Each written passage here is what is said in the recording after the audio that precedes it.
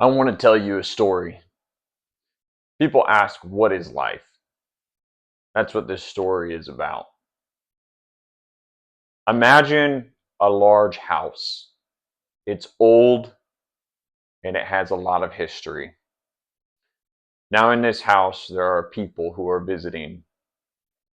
These people are a variety of men and women.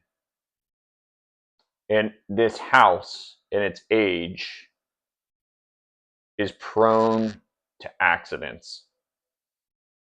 This house, with people in it, catches on fire. And this fire begins to burn from the outside in. Now, at first, people don't notice the fire as they're in the inner portions.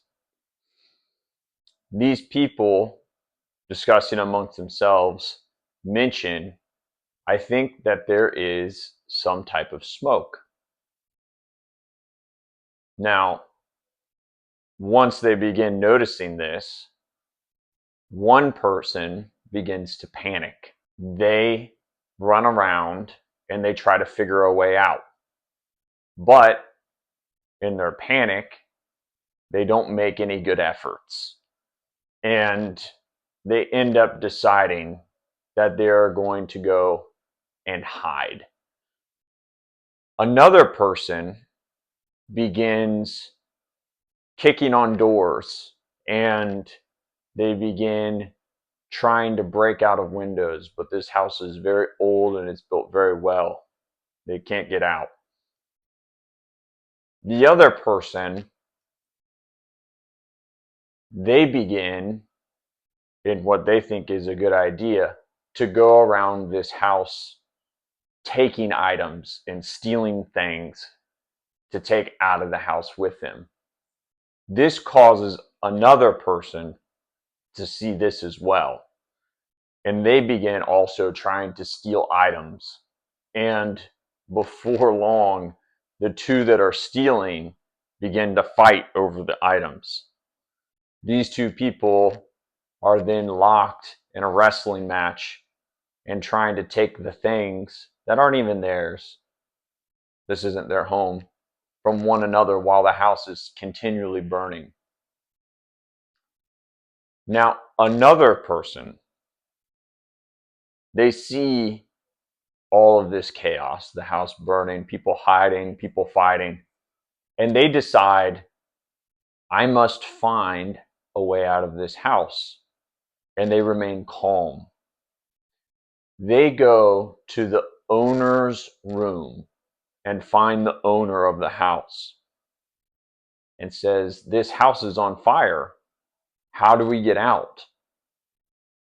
Now, the owner of the house calmly and simply tells them, I have built a passage out of this house, and it leads us into another.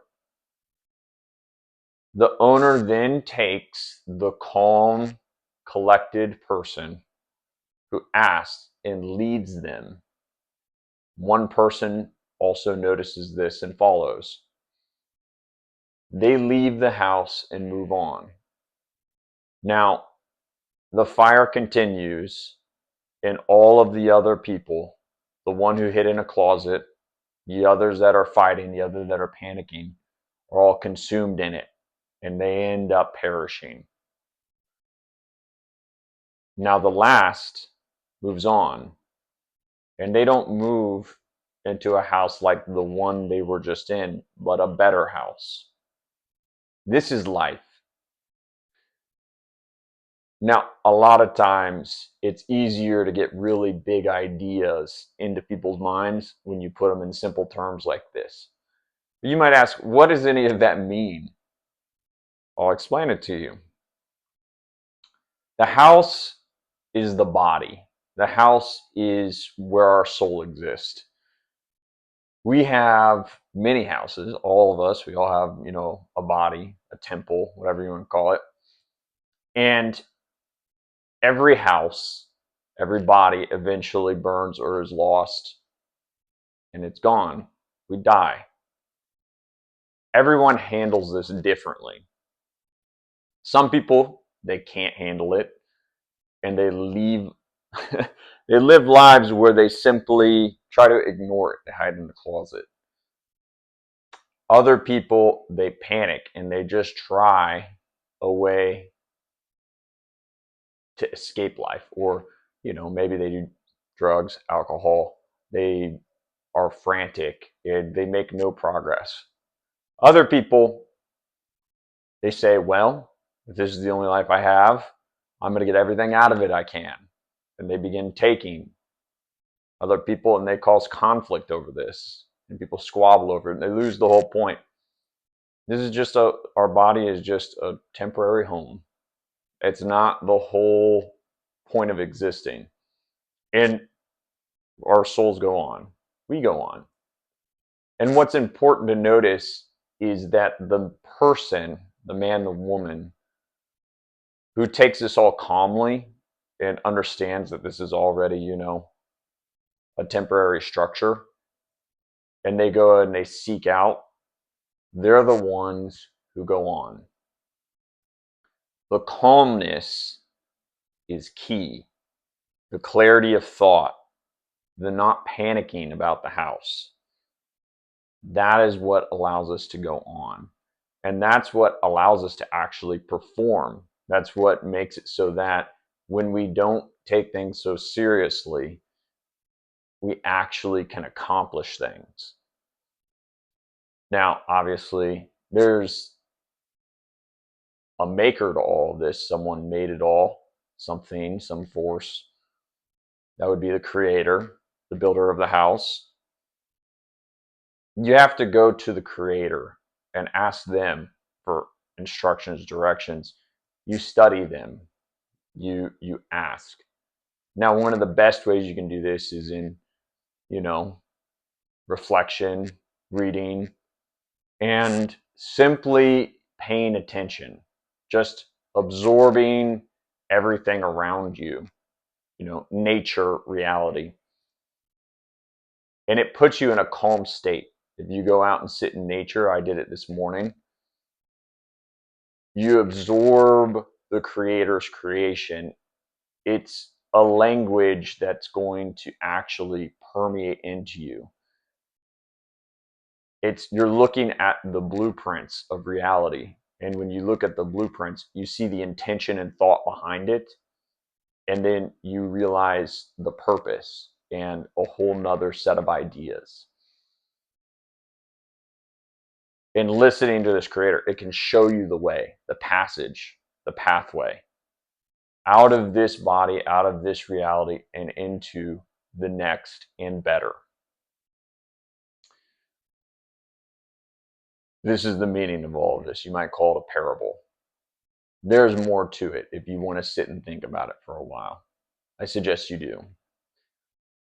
Now, a very key thing to notice about humans, our minds, is this thing called flow. Many people have talked about this, or getting into the zone. Some people say it's connecting to the ether, a higher power, etc. This is when you get out of your own way. When you have fear, when you have anxiety, when you worry, you become fixed in a loop. You become into loop on ideas, and you can't be creative. You can't pay attention. You're overwhelmed by the sense of doom and dread over a thing. Maslow, a psychologist, he had his hierarchy of needs. He came up with this concept that there are fundamental needs that humans have, and as they are satiated, other needs arise. At the bottom, you have very primal, very basic things you need: food, water, shelter, basic resources, day-to-day survival. The next up, you usually have some type of social component. You need others. You need people who are going to help you, to stabilize your emotions, and to encourage you. I forgot wealth. But that's kind of in between resources and people. And then you need purpose. you need meaning, you need to have something that's worth going after to spend your time on. And a lot of people will get stuck on that one on their, journey or whatever you want to call it, where they don't understand why it is they're doing what they're doing after they've satiated all of their kind of day-to-day needs, and they become almost like a wandering lostness where they end up questioning, why am I doing all of this? That's a good place to be, actually. It leads into the next, where you finally do find your purpose and meaning, and then you get to a point where you figure out what it is I'm here to do, which is to pursue truth, to pursue expanding consciousness, understanding, experiencing. And then you turn around and you get to the top of the pyramid and you begin to actually give. You create, you build, and you provide a way for others to actually reach this as well. Now, none of this can happen. You can't perform well and provide and create if you're stuck at the bottom of the pyramid. If you're in a state of survival where you're always needing and you're always thinking that you have no ability to continue on because you can't figure out where your next meal is, how to get your next paycheck, etc., then you're going to struggle to do anything where you tap into the divine or God and go on and do more. And really, you'll get stuck in that burning house. That might be a good metaphor also for hell and how you stay in it. And then that's where you go when you die, because your consciousness, your soul is fixated on those things. That's the signal that you're locked in on. Why do you think that your soul would go to a place of heaven or a place of paradise if you're tuned in to negative frequencies and thought patterns, which are going to dictate the actions that you do? So the real key is you need to guard your thoughts, guard what comes into your mind, and you need to keep a positive attitude. You need to be thinking of how to give in the end. And you'll be able to service others better and you'll perform better. You won't be burdened down by all these negative things in your mind that will literally be a weight on your back that cause you to just underperform, self-sabotage, all of these things. It's when you get to those higher levels and you feel secure and you know that you're here for a purpose and a mission, that you start providing for others and your brain unlocks, your intelligence increases, everything goes into a flow. You just free associate. This video I'm doing right now, I did not script it. I did not write any of it down. I thought about it about a day ago for 5 minutes, and yeah, that'll be my next video topic. And now here I am. This is called free associating. I'm just saying what's coming to my mind because I set the intention first. I understood why it is I'm doing this video. I'm here. I'm trying to help you. I'm trying to teach you. I'm trying to show you a way so that there can be a better reality for all of us. It's all by understanding how reality works, how the structures work, and your own mind and your own consciousness. It's what's allowed me to be successful in life the way that I am. You should think about this. This stuff is very powerful. It's very old knowledge, and a lot of it is not put in a very tangible way in a lot of religions that a lot of people catch on to.